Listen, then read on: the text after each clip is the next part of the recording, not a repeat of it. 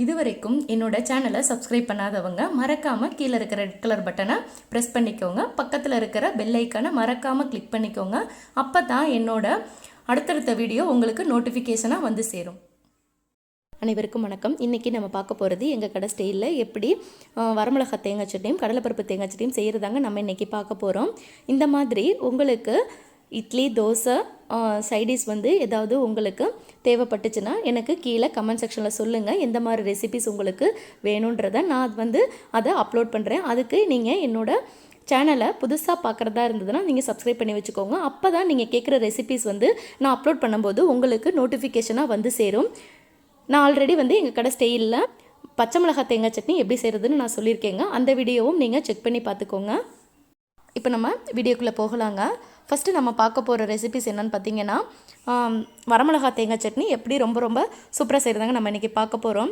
வரமிளகா தேங்காய் சட்னி செய்கிறதுக்கு ஃபஸ்ட்டு தேங்காவை கம்மியாகவும் பொட்டுக்கல்ல ஜாஸ்தியாகவும் வச்சு தாங்க நம்ம அரைக்கணும். அப்போ தான் அந்த சட்னி ரொம்ப டேஸ்ட்டாக இருக்கும். அதோடு மட்டும் இல்லாமல் பூண்டும் கொஞ்சம் எக்ஸ்ட்ரா வச்சுக்கணும். பச்சை மிளகா தேங்காய் சட்னிக்கு பூண்டு கம்மியாகவும் பொட்டுக்கடலை கம்மியாக வச்சு சேர்க்கணும். நான் இன்றைக்கி 3 சில்லு தேங்காய் எடுத்திருக்கேன். காரத்துக்கு 4 வரமிளகாய் எடுத்திருக்கேன். அப்புறம் இந்த 3 சில்லு தேங்காவுக்கு நான் அந்த ஸ்பூனில் 2.5 ஸ்பூன் பொட்டுக்கடலை சேர்த்துருக்கேங்க. அப்புறம் 4 பூண்டு பல் வச்சுருக்கேன். இப்போ இதை நல்லா உப்பு சேர்த்து அரைச்சிடலாங்க. இப்போ நான் உப்பு சேர்த்துட்டு இதை நான் நல்லா அரைச்சி எடுத்துட்டேங்க. இந்த சட்னியை பார்த்திங்கன்னா நீங்கள் ரொம்ப மாவு மாதிரி அரைச்சிடக்கூடாது. கொஞ்சம் கொரகொரப்பாக இருக்கணும். அப்போ தான் இந்த சட்னி ரொம்ப டேஸ்ட்டாக இருக்குங்க. இப்போ சட்னியை தாளிக்கிறதுக்கு நான் 1 டீஸ்பூன் எண்ணெய் சேர்த்துருக்கேன். அதில் 1/2 டீஸ்பூன் உளுந்தம்பருப்பு சேர்த்துருக்கேங்க. அப்புறம் 1/4 டீஸ்பூன் கடுகு கருவேப்பிலை தாளித்து நம்ம சட்னியில் சேர்த்துடலாங்க.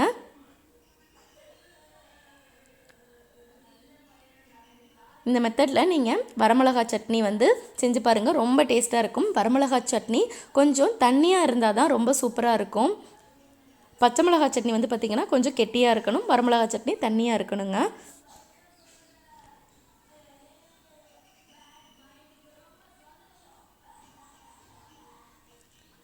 இப்போ இது நல்லா பொரிஞ்சதுக்கப்புறம் நம்ம சட்னியில் தாளித்து கொட்டிடலாம்.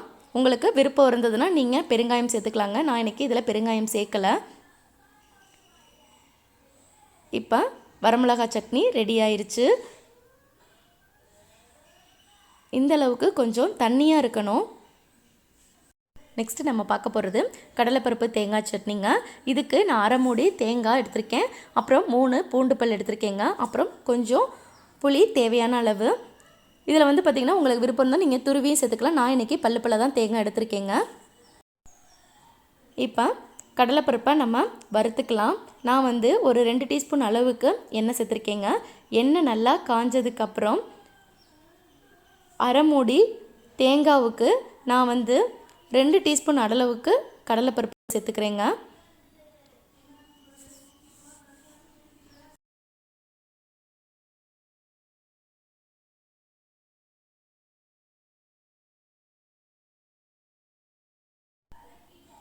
வரமிளகா நான் இன்றைக்கி 5 சேர்த்துருக்கேன். உங்களுக்கு வரமிளகா கம்மியாக வேணும்னா நீங்கள் கம்மியாக சேர்த்துக்கலாங்க.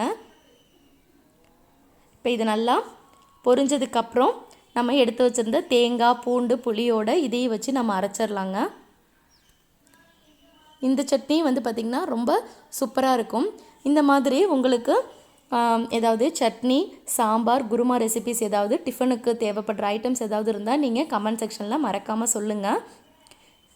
இப்போ இது எல்லாமே நல்லா பொரிஞ்சிருச்சு. இது பொரிஞ்சதுக்கப்புறம் நம்ம வச்சுருந்த ஐட்டம்ஸ் எல்லாத்தையுமே சேர்த்துக்கலாம். உப்பு சேர்த்துட்டு இதை நல்லா அரைச்சி எடுத்துக்கலாங்க.